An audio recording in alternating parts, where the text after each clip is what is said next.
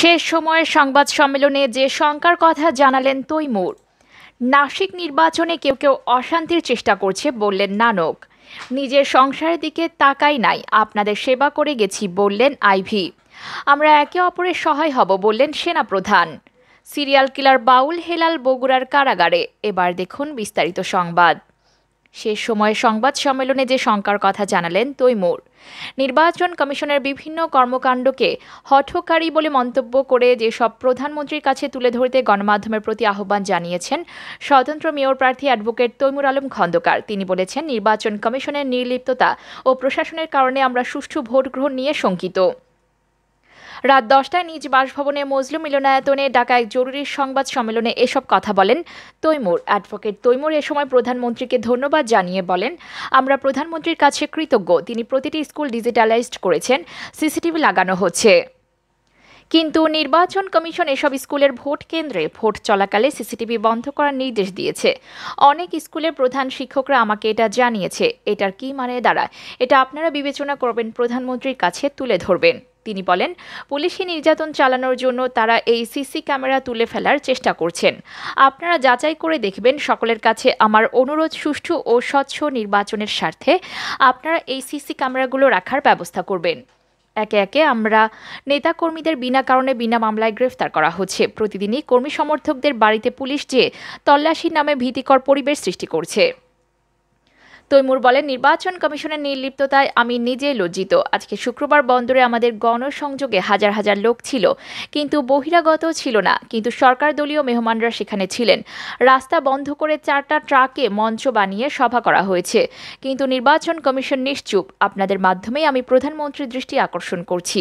তিনি আরও বলেন, অপারেটররা যেন আমাদের এজেন্টদের ছাড়া মেশিন মেরামত না করতে পারে, এটা যেন এজেন্টদের সামনে করা হয়। এটা আমার অনুরোধ থাকবে। এজেন্টদের যেন বের করে দেয়া না হয়। বিভিন্ন এলাকা বিভিন্ন এমপিদের ভাগ করে দেয়া হয়েছে। 3 নং ওয়ার্ডের দায়িত্ব দেওয়া হয়েছে রূপগঞ্জের মন্ত্রীকে। তারা সেখানে প্রভাব বিস্তার করবেন। এভাবে শহরে বহিরাগত দিয়ে ভরে গেছে। ভোটের দিন তাদের কোনো কাজ নেই। তারা যেন ভোটের দিন চলাফেরা করতে না পারে, এজন্য মাননীয় প্রধানমন্ত্রীর দৃষ্টি আকর্ষণ করছি। এদিকে নাসিক নির্বাচনে কেউ কেউ অশান্তির চেষ্টা করছে বললেন নানক। নারায়ণগঞ্জ সিটি নির্বাচন সামনে রেখে আওয়ামী লীগের প্রেসিডিয়াম সদস্য জাহাঙ্গীর কবির নানক বলেন, মনে রাখবেন, কেউ কেউ অশান্তি সৃষ্টি করার চেষ্টা করছে। গতকাল আমরা প্রশাসনকে বলেছি, কোনো বিশৃঙ্খলা এই নারায়ণগঞ্জে হতে পারবে না। নির্বাচনকে ঘিরে সন্ত্রাসীদের উকিঝুঁকি আমরা মানব না। বিকেলে নারায়ণগঞ্জের 2 নম্বর রেলগেট এলাকার নৌকার পক্ষে এক পথসভায় তিনি আরও বলেন, আগামী 16 তারিখ নির্বাচন।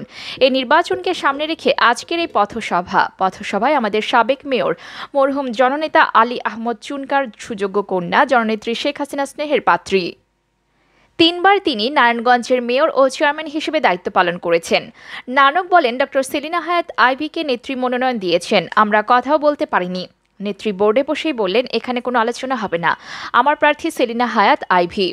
জাহাঙ্গীর কবির নানক বলেন, সে আইভিকে নিয়ে আমরা আপনাদের মাঝে এসেছি। আইভি হঠাৎ করে আপনাদের মাঝে আসেনি। অগ্নি পরীক্ষায় পরীক্ষিত এই সেলিনা হায়াৎ আইভি।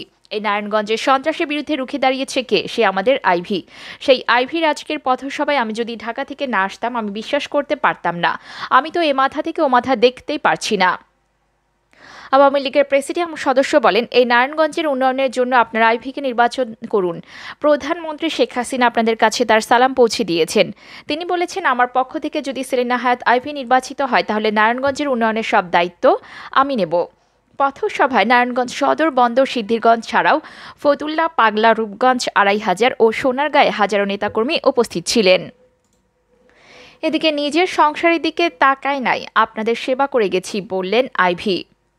সন্ত্রাস ও দুর্নীতিমুক্ত নারায়ণগঞ্জ গড়ার প্রতিশ্রুতি দিয়ে নৌকায় ভোট চেয়েছেন আওয়ামী লীগের মেয়র প্রার্থী doctor Selina Hayat Ivy. Narayanganj city corporation নির্বাচন প্রচারের শেষ দিনে আওয়ামী লীগের প্রার্থী ডক্টর সেলিনা হায়াৎ আইভি বলেন, আমি আপনাদের জন্য মৃত্যুকেও বরণ করে নিতে রাজি আছি। ত্বকির জন্য, চঞ্চলের জন্য নিজের জীবনকে বাজি রেখেছি, পুনরায় বাজি রাখতে রাজি আছি। নিজের ঘর সংসার সন্তানদের দিকে তাকাই নাই, আপনাদের সেবা করে গেছি। নিশ্চয়ই আপনারা আমাকে বিমুখ করবেন না। তিনি বলেন, এই নারায়ণগঞ্জ আওয়ামী লীগের ঘাঁটি, নৌকার ঘাঁটি। এই নারায়ণগঞ্জ মানুষের কল্যাণে কাজ করে, কল্যাণের জন্য আন্দোলন সংগ্রামে নেতৃত্ব দেয়। এই নারায়ণগঞ্জের মিউচুয়াল ক্লাবে আওয়ামী লীগের জন্ম। জননেত্রী শেখ হাসিনা নির্বাচন করার জন্য আমাকে নৌকা প্রতীক দিয়েছেন। এই নৌকা চাঁদাবাজির বিরুদ্ধে, সন্ত্রাসের বিরুদ্ধে নৌকা। এদিকে পূর্ব ঘোষণা অনুযায়ী বিকেল 3টায় পথসভার কথা থাকলেও তার রীতিমতো জনসমাবেশে রূপ নেয়।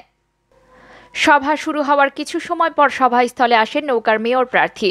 তার বক্তব্যের আগে বক্তব্য রাখেন আওয়ামী লীগের সভাপতি মণ্ডলীর সদস্য অ্যাডভোকেট জাহাঙ্গীর কবির নানক, আব্দুর রহমান সহ অনেকে।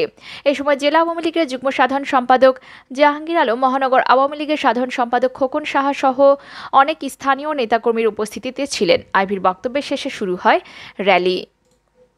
আমরা একে অপরের সহায় হব বললেন সেনাপ্রধান। বাংলাদেশ সেনাবাহিনীর প্রধান জেনারেল এস.এম. শফিউদ্দিন আহমেদ বলেছেন, আমি দায়িত্ব নেওয়ার পরই প্রধানমন্ত্রীর প্রতি কৃতজ্ঞতা প্রকাশ করে বলেছিলাম জনগণের সঙ্গে কোনো দূরত্ব থাকবে না, গণমাধ্যমের সঙ্গে কোনো দূরত্ব থাকবে না। এটা আমি উপলব্ধি করি। আমরা সবাইকে নিয়ে একসঙ্গে কাজ করব। পাশাপাশি গণমাধ্যম ব্যবস্থাপনা সেনাবাহিনীর প্রশিক্ষণেরও অংশ। বাংলাদেশ সেনাবাহিনীর শীতকালীন প্রশিক্ষণ এক্সারসাইজ নবদিগন্ত কার্যক্রম চলাকালে defence journalist association of Bangladesh DJAB নির্বাহী কমিটি ও সদস্যদের উদ্দেশ্যে সেনাপ্রধান এসব কথা বলেন। সাভারের মিলিটারি ফার্মে মাটির নিচে বিশেষভাবে স্থাপিত সেনা সদরের ফিল্ড কমান্ড পোস্টের মিডিয়া সেন্টারে আনুষ্ঠানিক ওই ব্রিফিং ও মত বিনিময়ের আয়োজন করা হয়।